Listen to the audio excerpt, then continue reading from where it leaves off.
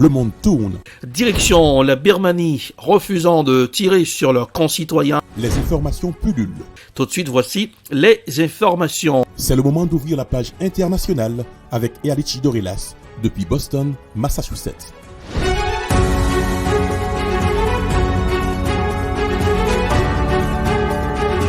Mesdames, Messieurs, bonsoir, bon début de semaine, bienvenue dans la page internationale au grand journal du 14h, premier numéro de la semaine, avec vous depuis la newsroom dans la capitale des grandes universités du monde, Boston, Massachusetts, Erlich Dorelas, pour présenter la page internationale à chaque mail pour le grand journal, Joël François Rubans assure les manœuvres techniques. Bonsoir aux auditeurs de la radio évangélique Hosanna. 102.3 FM à Jacmel. Au Royaume-Uni, Rishi Sunak désigné Premier ministre par les conservateurs. Penny Mordaunt, seul adversaire déclaré, annoncé connaître ses défaites. Il prend la suite de Liz Truss, très éphémère, chef du gouvernement durant 44 jours. Voici un reportage à CD Euronews. Cette semaine, après avoir été battu par Liz Truss, Rishi Sunak prend sa revanche. Il accède ce lundi au poste de Premier ministre britannique. L'ancien ministre des Finances est le seul député conservateur à avoir obtenu plus de 100 parrainages de ses pairs, nécessaires pour entrer dans la course. Sa rivale, la ministre des Relations avec le Parlement, Penny Mordaunt, n'en a pas rassemblé suffisamment pour pouvoir le concurrencer et organiser un vote. Quant à l'ex-premier ministre Boris Johnson, il a renoncé dimanche à se présenter après l'avoir envisagé dans un premier temps. Poussé à la démission en juillet dernier après une série de scandales, il a finalement estimé qu'il serait difficile d'unir derrière lui les conservateurs. Tout comme pour Liz Truss, de nombreux défis attendent désormais Rishi Sunak. Il aura la lourde tâche de faire sortir le Royaume-Uni de la crise économique et sociale qu'il traverse.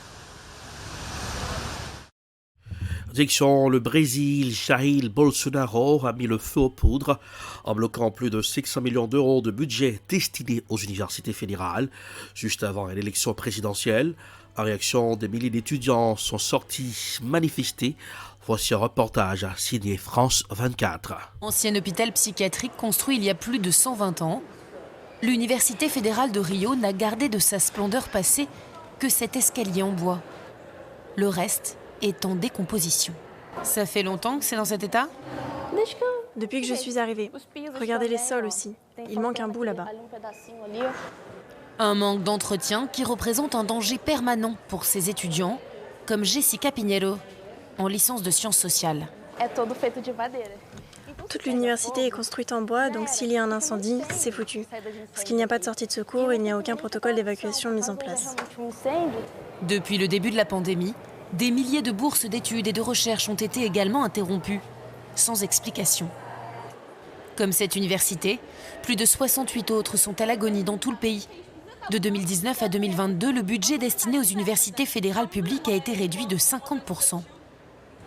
Tous les ans, c'est la même histoire. Notre fac menace de fermer. Ces étudiants dénoncent la volonté du gouvernement de privatiser la gestion des universités, perçue comme un ennemi du pouvoir selon eux. C'est dans les universités qu'ont surgi les plus grands mouvements anti-Bolsonaro. En 2019, il y avait plus de 100 000 étudiants devant notre université pour manifester. C'était la première grande mobilisation contre Bolsonaro au début de la pandémie. Donc je pense qu'ils sentent que c'est un pôle de résistance contre lui. C'est pourquoi ils nous attaquent en retour. En bloquant plus de 500 millions d'euros de budget destiné aux universités fédérales juste avant l'élection, Jair Bolsonaro a mis le feu aux poudres. Des milliers d'étudiants manifestent ce jour-là dans le centre de Rio. Une mobilisation dans la rue et sur les réseaux qui, selon Jessica, a forcé le gouvernement à faire momentanément machine arrière et geler le budget seulement jusqu'à décembre. Quand les gens descendent dans la rue, ils peuvent changer les choses. Chaque fois que nous manifestons, nous réussissons à faire plier le gouvernement, que ce soit dans la rue ou sur les réseaux sociaux. Comme Jessica, ces jeunes étudiants constituent un des plus importants viviers électoraux pour le candidat de la gauche, Lula, qui a promis, en cas de victoire, de donner priorité à l'éducation et à l'accès à l'université. En Somalie, 9 personnes ont été tuées et 47 blessées dans une attaque menée dimanche durant plus de 6 heures par des islamistes radicaux Shebab dans un hôtel de la ville de Kismayo dans le sud de la Somalie. Voici un reportage signé Africa News. Nouvelle attaque islamiste ce week-end en Somalie. Au moins 9 personnes sont mortes, une cinquantaine ont été blessées au cours d'une attaque menée par des islamistes radicaux Shebab dans un hôtel de Kismayo, grande ville du sud du pays. Un kamikaze a fait exploser son véhicule avant que 3 hommes ne pénètrent dans l'hôtel, raconte un des responsables de la police du Jubaland. Nos forces ont engagé le combat à l'intérieur dans le but de les éliminer. L'assaut aura duré plus de 6 heures. Les Shebab ont revendiqué l'attaque, affirmant viser un hôtel où étaient réunis des membres de l'administration du Jubaland. En Iran, 10 personnes soupçonnées de travailler pour le Mossad israélien dans la province iranienne de l'Azerbaïdjan occidental ont été inculpées lundi. Selon les médias iraniens, la cellule aurait tenté d'enlever et d'assassiner des membres des forces de sécurité et du renseignement. Voici un reportage signé I24 News. L'acte d'accusation est publié ce lundi par les autorités iraniennes. Dans son rapport, l'Iran prétend avoir arrêté 10 agents de l'agence de renseignement du Mossad dans la province de l'Azerbaïdjan occidental, pays voisin de l'Iran. Ils ont incendié des voitures et des maisons de personnes affiliées à l'appareil de sécurité. Ils ont reçu de l'argent pour prendre des photos qu'ils ont envoyées aux agents du Mossad. Selon l'agence de presse iranienne Fars, les suspects menaient des opérations contre des responsables de la sécurité iranienne pour le compte de pays étrangers, dont les États-Unis et Israël. Pour l'agence de presse Tasnim, affiliée au corps des gardiens de la révolution islamique, les 10 agents auraient tenté d'enlever et d'assassiner un certain nombre de membres des forces de sécurité et de renseignement iraniennes, dans le but d'obtenir des informations, mais selon l'agence, la cellule n'y serait pas parvenue. Désormais, les suspects seraient actuellement interrogés. 4 d'entre eux sont accusés de corruption sur terre, une accusation généralement portée contre les dissidents politiques, les personnes accusées d'avoir porté atteinte à la sécurité nationale iranienne ou contre les membres de la communauté LGBT. Une accusation qui pourrait conduire à la peine de mort. Plus tôt ce mois-ci, les services de renseignement du corps des gardiens de la révolution islamique ont arrêté une personne suspectée d'espionner pour Israël dans la ville de Kerman, dans le centre du pays. L'accusé a effectué plusieurs voyages dans différents pays dans le but de transférer des informations et de s'entraîner aux mesures antisécuritaires et subversives par le biais de communication avec des agents du renseignement. Et cet été, les médias iraniens avaient rapporté qu'un réseau d'espionnage israélien présumé avait été arrêté en Iran. Dans notre zone sur le monde, une conférence de presse a été donnée aujourd'hui. Le ministre russe des Affaires étrangères, Sergei Lavrov, a tenu une réunion séparée avec les participants du club de discussion de Valdai dans le cadre du programme de sa 19e réunion annuelle intitulée « Un monde après l'hégémonie, justice et sécurité pour tous ». À l'issue de la réunion, le ministre russe des Affaires étrangères donne la conférence de presse devant les médias. Écoutons un extrait de la conférence de presse.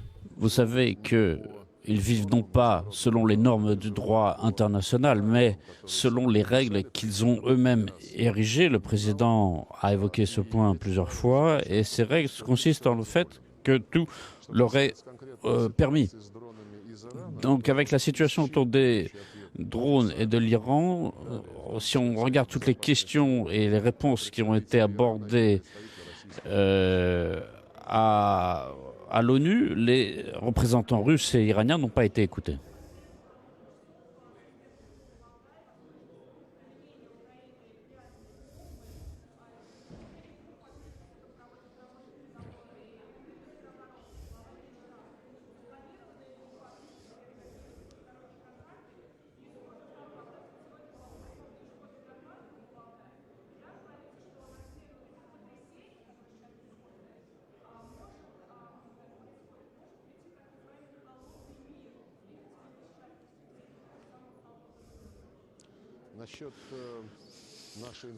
En ce qui concerne nos informations, les renseignements que nous avons reçus et qui sont suffisamment fiables sur le fait qu'une provocation avec l'utilisation d'une bombe nucléaire en Ukraine, en tout cas d'après les informations et les instituts qui travaillent dans ce domaine, ont eu des contacts avec le ministre, on fournit un certain nombre d'informations et le ministre de la Défense a communiqué ses homologues turcs, américains, français Il a parlé aujourd'hui ou demain au Conseil de sécurité. Nous aborderons cette question et les imprécations occidentales selon lesquelles c'est la Russie qui veut faire des provocations de ce type.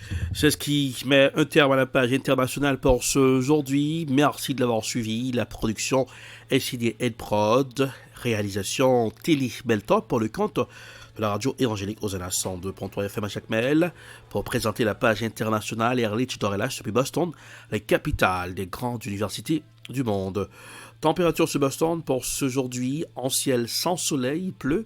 À Boston, température 60 degrés Fahrenheit, 16 degrés Celsius, 87 degrés Fahrenheit à Jacmel, 31 degrés Celsius. Bonsoir Janelle, bonsoir Rubens, bonsoir aux auditeurs de la radio évangélique Hosanna 102.3 FM à Jacmel. Passez un excellent lundi et bon début de semaine. À demain. C'était la page internationale avec Erlich Dorelas.